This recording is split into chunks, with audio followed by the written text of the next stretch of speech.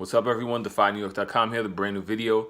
Today we're going to do a little revisit on the 2003 retro of the Nike Air Raid in the original colorway, black and gray.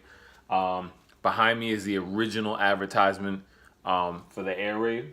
And this was the in-store, like it's a poster, but it's cardboard. And you can see it was hanging up here. It's pretty rare to come by, and I'm very happy to own it. But so I figured I'd break it out for this video, especially since Jerry Lorenzo now, he did an Air Raid inspired shoe, and so I figured now's the time to revisit. Props to him for at least citing that he took the design from this shoe. He could have easily just taken it, not said a word, and a lot of the younger generation may not have known. Of course, guys like us, we're gonna call out and say, "Oh, that's Air Raid, that's the Air Raid." But a lot of kids that don't know any otherwise, they just wouldn't know. So this is Tinker Hatfield, another Tinker Hatfield masterpiece, right? And now this shoe definitely capitalized on the Malcolm X, the whole, the X trend at the time. Malcolm X movie dropped in 1992, 91, 92, and a lot of people wearing X hats and wearing, Xanthus had the X Pro, which had a big X on the side. Chuck D, he was in one of the advertisements, and of course that was Xavier McDaniel's shoe, the X Pro. And so Nike kind of capitalized on that, and then this was a direct competitor to Reebok's Battleground 1 pump.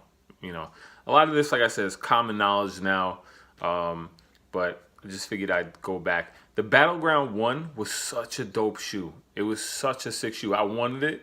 I had the Flight 91 when the Battleground 1 dropped.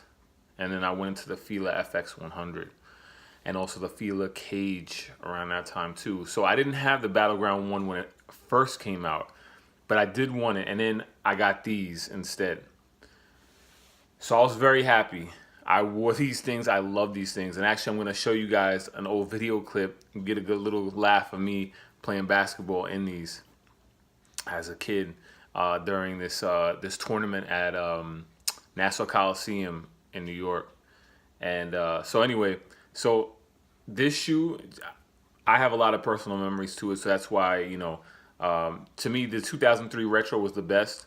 There was, I think, a retro in 2008, which is pretty good too. And then I believe one in 2010 and then one in 2014, I want to say, or around that time. But the last retro had the dark gray straps, and it was just, I didn't like that. The whole thing was you want this X to stand out. You want the straps to stand out. You want that contrast. And for whatever reason, whoever was in charge of retroing that shoe decided, oh, well, let's make it really dark gray to kind of blend in with the shoe. I didn't like that. I thought that was weak, and I didn't pick them up. But my 2003 pair holds up nicely. I wear them everywhere. The only thing is that the nubuck has begun to like kind of crack a little bit. I don't know if you could really tell, but I mean, I wear them. I don't baby these, and they're good. I mean, there's a little bit of yellowing. I don't know if you could pick it up in the video, but other than that, I never have any problems with them. And they're comfortable. But the overall quality on these is really, is really nice. And so yeah, the whole Live Together, Play Together campaign with Spike Lee and Tim Hardaway, it's so iconic. It was such a great ad campaign. Actually, sometime last year, I went back and I revisited all the street basketball, or at least most of the street basketball shoes from the era. So you can actually go back. I'll start to repost them since I'm doing this video. I'll start reposting all the stuff on Instagram.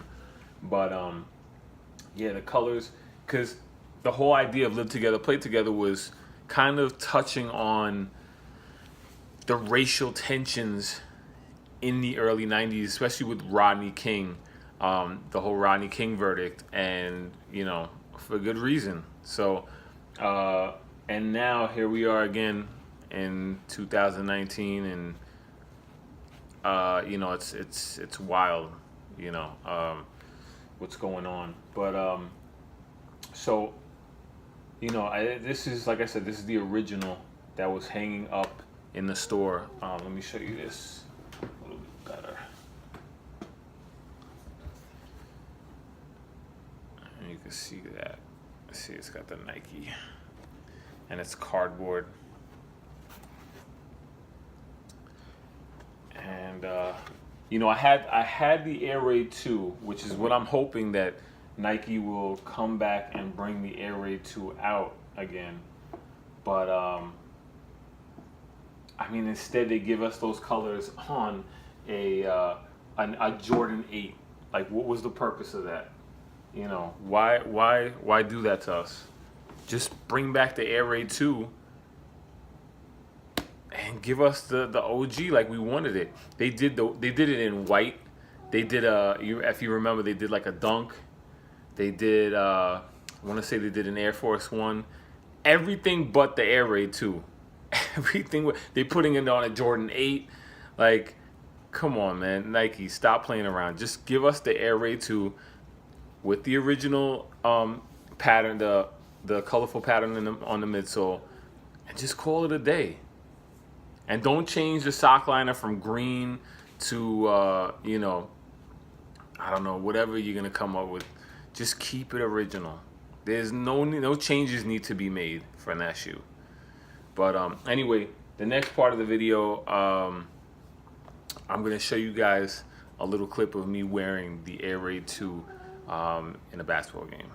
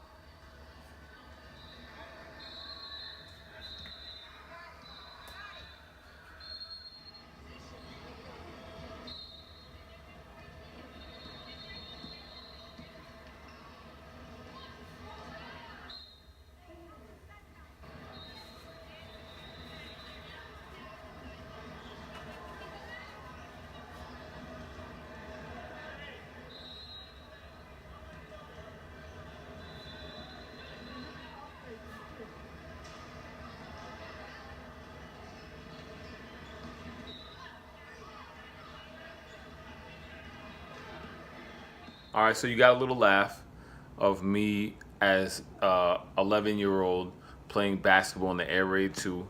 Now in the Nike Air Raid. I'm sorry, in the original Nike Air Raid back in this was 1993. I was wearing it. I owned them when they first came out in 1992, but that tournament was in 1993. So that was early 1993. Like, I want to say January, February 1993. So anyway, that's really the video. Feel free to share your memories. What are you feeling about Jerry Lorenzo's new Air Raid inspired shoe? I kind of like it, I'll be honest with you. It looks dope. I've asked a few people, what they felt, and they felt like it was a really dope, modern, take on the Air Raid. So, props to him for that. He's been doing some tasteful stuff, and it's dope. So anyhow, I'd like to hear your feelings and what do you think about this whole campaign and all that. So make sure to drop me a line and stay tuned for more videos.